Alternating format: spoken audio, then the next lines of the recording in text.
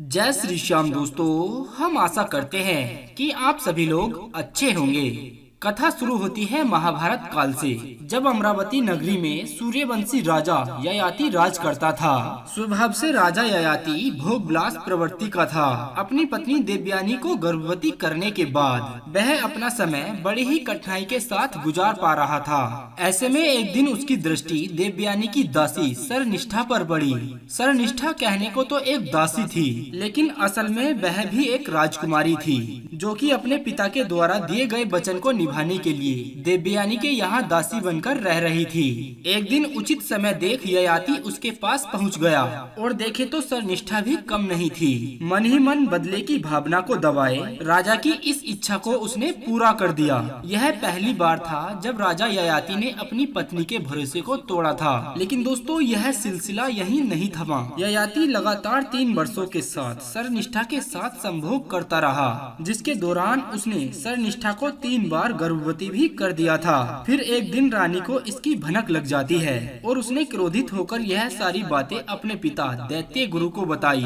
फिर क्या था, दैत्य गुरु शुक्राचार्य ने क्रोध में आकर राजा ययाति को जवानी में ही वृद्ध होने का श्राप दे दिया, जिसके असर से राजा ययाति देखते ही देखते वृद्ध हो गया। उसके शरीर में अब भोग विलास की शक्ति नहीं बची थी, लेकिन उसका मन अब भी नहीं मानता। उसकी काम वासना प्रबल होती जा रही थी। बस शक्ति न होने के कारण वह हार मानकर वहीं बैठ जाता था। इस प्रकार धीरे धीरे समय बीतता गया और राजा ययाति मृत्यु के नजदीक पहुंच गया। ऐसे में एक दिन जब ययाति भोग विलास की भावना से परेशान होकर विश्राम करने की सोच रहा था, तभी उसके सपने में यमराज आते हैं और उससे कहते हैं कि हे ययाति, अब तुम्हारा यहाँ से जाने का समय आ गया है। ऐसा बुरा सपना देख ययाति विचलित हो उठा और अगली सुबह उठते ही उसने अपने ससुर से अपने खोए हुए यौवन और जीवन की कामना करने लगा। वह शुक्राचार्य जी के पास पहुंच गया और उन्होंने अपने दामाद की यह दशा देख एक सुझाव दिया, और उसी सुझाव के चलते जब यमदूत उसे लेने आए तो वह काल से अनन्य विनय करने लगा और कहने लगा कि हे यमराज, श्राप के कारण ही मेरी यह दशा हुई है, लेकिन अभी भी मेरी बहुत सी कामनाएं अधूरी है। कृपा कर आप मुझे 100 वर्षों का जीवन और दान दें। जब मैं विशेषकर भोग विलास की कामनाओं से मुक्त हो जाऊंगा, तब मैं राजी खुशी आपके साथ चल दूंगा। यमराज ने उत्तर दिया कि यह संभव नहीं। इस लोक में हर मनुष्य की आयु निर्धारित की गई है, इसलिए तुम्हें भी सभी के सामान अपना धैर्य त्याग कर मेरे साथ चलना ही होगा। ययाति गिड़गिड़ाने लगा कि हे महाराज, कि इस सृष्टि के सभी जीव जंतुओं की मृत्यु आपके अधीन है। आप ही तो काल और महाकाल हैं, और यदि आप चाहें तो ऐसा क्यों नहीं हो सकता। अंत में यमराज को भी ययाति पर दया आ गई और उन्होंने उसके सामने एक प्रस्ताव रखा कि तेरे 5 पुत्र हैं, यदि उनमें से तुम्हें कोई भी अपना यौवन देने के लिए तैयार है तो तुम यहीं रहकर अपनी इच्छाएं पूरी कर सकते हो।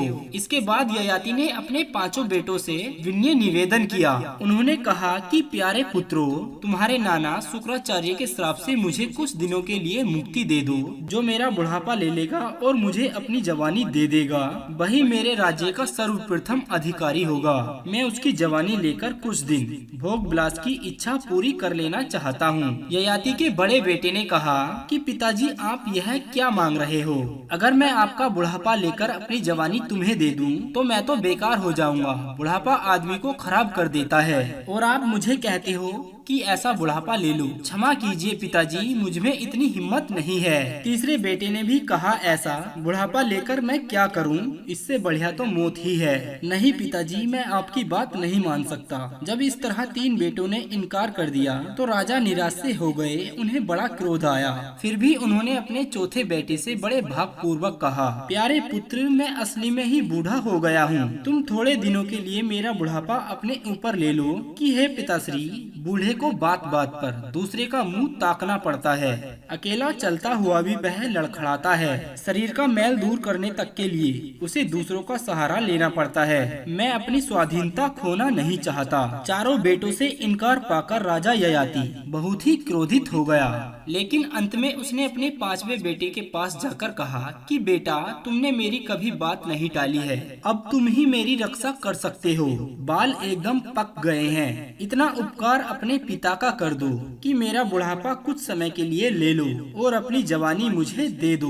मैं जरा भूख की प्यास बुझा लूं, फिर मैं तुम्हारी जवानी वापस दे दूंगा। पांचवा बेटा उसकी बात मान जाता है। मैं खुशी खुशी अपनी जवानी तुम्हें दे देता हूँ। ययाति ने यह सुनते ही अपने पुत्र को प्रेम से गले लगा लिया। उसको ये उत्तर उसके छोटे बेटे ने दिया, हे यमराज, भोगों की अधिक सांसारिक शक्ति ठीक नहीं, और मैं अपने पिता की यह दशा देखकर अंदाजा लगा सकता हूँ कि अगर मैं भी इन शक्तियों से आसक्त हो गया तो कल मेरी भी यही दशा होगी। उसके छोटे बेटे की यह बात सुन यमराज ने उसका यौवन ययाति को लौटा दिया। पुत्र से प्राप्त यौवन ययाति एक बार फिर अपने भोग विलास को पूरा करने में लग गया। उसकी इस इच्छा में कब 100 वर्ष बीत गए उसको यह पता भी नहीं लगा।